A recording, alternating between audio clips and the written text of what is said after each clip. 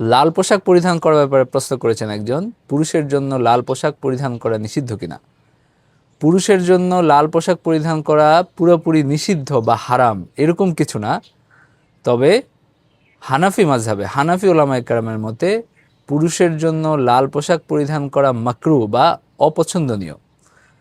আব্দুল্লাহ ইবনে আব্বাস রাদিয়াল্লাহু আনহু থেকে বর্ণিত একটা হাদিসে এসেছে যে একবার নবীজি সাল্লাল্লাহু আলাইহি ওয়াসাল্লামকে সালাম দিয়েছিলেন লাল পোশাক পরিধান করা দুজন ব্যক্তি, তিনি সালামের জবাব দেন নাই, মানে তিনি তাদের এই পোশাকটা পছন্দ করেন নাই। আবার অন্য অনেক বর্ণনা এসেছে নবীজি সাল্লাল্লাহু আলাইহি ওয়াসাল্লাম নিজেই লাল পোশাক পরিধান করেছেন, মানে কোনো সাহাবী বর্ণনা করেছেন যে আমি নবীজি সাল্লাল্লাহু আলাইহি ওয়াসাল্লামকে দেখেছি লাল পোশাকে।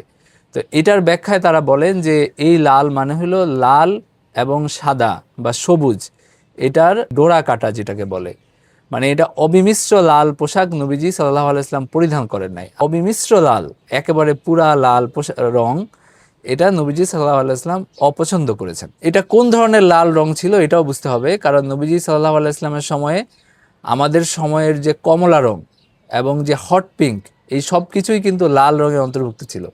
আমরা যেটাকে এখন রেড বা লাল বলি ওইটা তো ছিলই, এর পাশাপাশি পিঙ্ক কালার, গোলাপি কালার, আপনার কমলা রং, জাফরান রং, এই সব কিছুকেই আহমার বা লাল বলা হতো।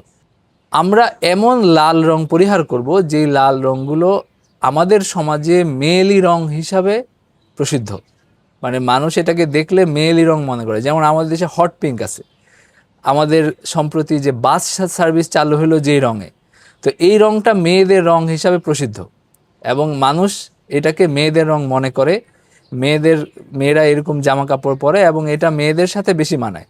তো এরকম রং পুরুষের জন্য পরিহার করা উচিত। এরকম রং সম্পর্কেই এই যে অপছন্দ করার কথা এসেছে।